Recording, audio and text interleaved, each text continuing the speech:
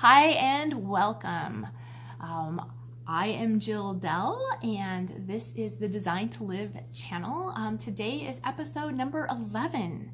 And in episode number 11, the topic is why we don't do what we know we should do and resistance to change.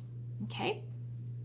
So these are excellent topics. They kind of piggyback off of the stuckness video that we talked about earlier. So for those of you who are coming back to my channel, my current subscribers, welcome and thank you for joining me again. For any new people new to the channel, my name is Jill Dell. I'm a licensed hypnotherapist. I practice out of the Seattle, Washington area. And we are in the middle of a 30-day challenge. It's called the 30 for 30 Wins Challenge. It's a free challenge over on Facebook, but you obviously can be here as well and get benefit from it. We are sharing tips, tools, strategies, motivation, inspiration, and support. And you can learn more about that in the description. So if you'd like to get caught up on this series, feel free to go ahead and click this button up here. It'll take you back to video number 1.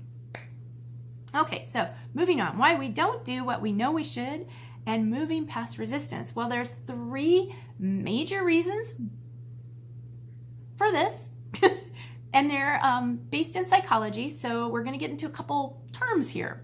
So the first term that we're going to talk about is loss aversion. It's actually normally related in financial stuff, but as you know, how you do one thing has an effect on how you do everything. So, simplified, loss aversion is that you will do something to prevent feeling bad or the pain of loss versus taking the same amount of effort to feel good or feel better.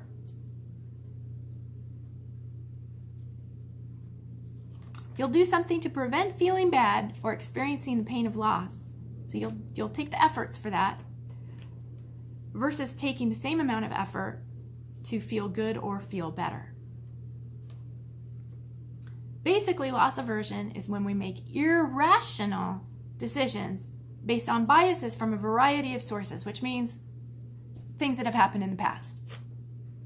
The fear of loss is looked at harsher or as failure, when in reality, doing nothing about the current condition is making matters worse. Now, even more insane is that loss is perceived 2 times more painful than the equal or equivalent gain. So, just one of those things. Here's a study that was done on this. It was a pizza study. I like pizza, so let's talk about pizza. Okay, so there was 2 different groups, 2 control groups. One group got a pretty basic pizza and were given all of these toppings, like unlimited amount of these toppings, and were asked to place the toppings on the pizza. The other group were given pizzas to them that were loaded with toppings, and they had to choose to remove toppings. So the initial group had the choice to put toppings on their pizza, and the second group had the choice of removing toppings from their pizza. In these studies, hands down, the pizzas that were loaded originally ended up having more toppings than the people who had to build their pizza. Why? Because of loss aversion. Now, this also applies to ideas. When we take ownership, we tend to value it more. And again, it's irrational, and it's because we value the opinion or the belief more than it's actually worth or more than its value. And so sometimes this manifests in like dismissing other ideas that simply may be better than our own. What we would consider maybe being a good idea if we hadn't already settled on some other idea. But the pain or the perceived pain of changing our idea is so great we're stuck into our ideals, okay? Even though it's irrational and we found a better idea or we're presented with a better idea. So what this means is that people have a built-in tendency to stick with what they've got or what they have or what their current condition is unless there's a very good reason, a very compelling reason to switch. So people often are resistant to change because they're focusing on what they might lose rather than on what they might get. Okay, so we're going to come up with a strategy for that in just a minute. But now I'm going to talk about the second term that I'd like you to get familiar with, and that is expectations-based loss. Expectations-based loss is when the expectations that we have fail to match reality and the lack of experiencing fulfillment of that expectation. So when expectations fail to match reality and we experience that lack of fulfillment of the expectation, the tendency is to avoid expectations not being met. Now, so if you've ever had something happen to you and it didn't work out the way that you wanted it to, one of the built-in little saboteurs we have in our mind is a tendency then to avoid an expectation not being met when we set another goal that's similar. Right? What? Yes, seriously. So now we're going to talk about secondary gain. We touched on this briefly in the stuckness video. And it's also called cost benefit. So cost benefit resistance, really. And this occurs when someone claims that they have a desire to change or to receive help. The emotional or physical benefits from the existing condition outweigh in the patient's mind the benefits derived from taking those steps. In other words, the cost of the cure will include giving up the present benefits of the condition, and the patient or client is not willing, either consciously or semi-consciously, to make that sacrifice. By the way, I'm reading this out of Kahuna Healing by Serge King. Probably said it wrong, sorry. And it goes on to say that present benefits might include sympathy, attention, revenge, desire for control, financial security, emotional security, suffering, and if they believe that they deserve to be punished. A good example of this is that there is a called the hot stove effect, and it was by Mark Twain. And he says that a cat jumps on a hot stove, burns its paws, jumps off. It will never do it again, even when the stove is cold and potentially contains food. So when a choice has burned us in the past,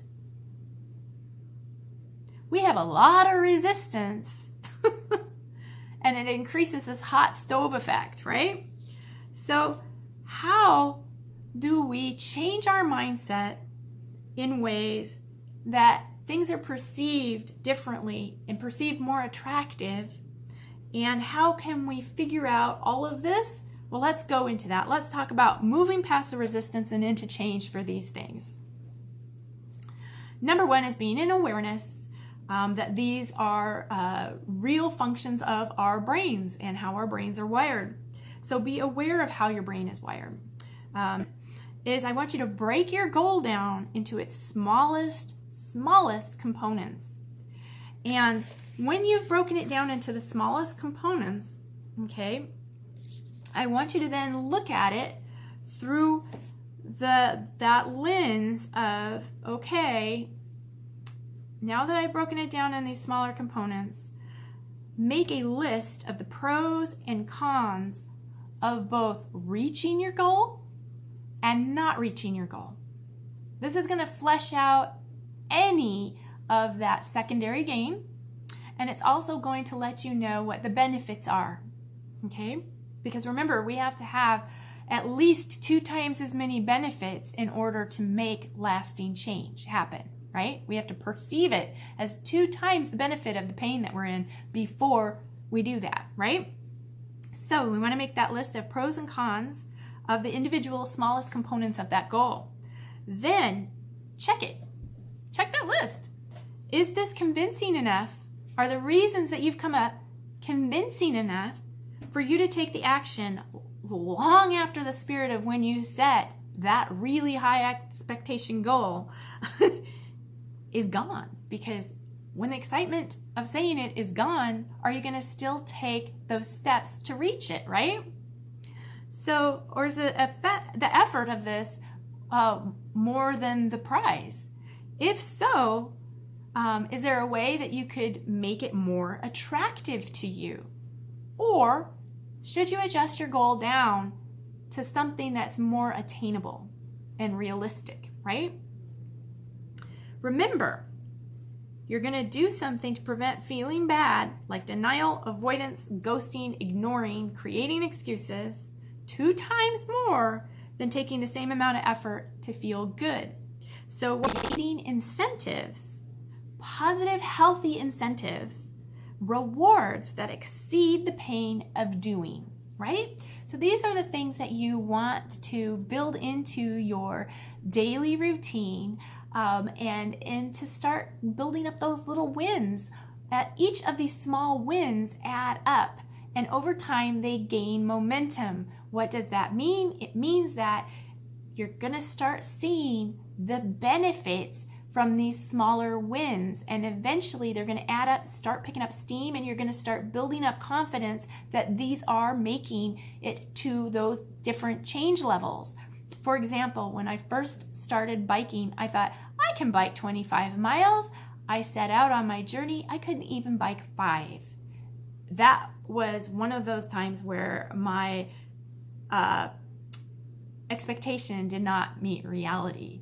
And so I realized I had to set smaller goals for myself.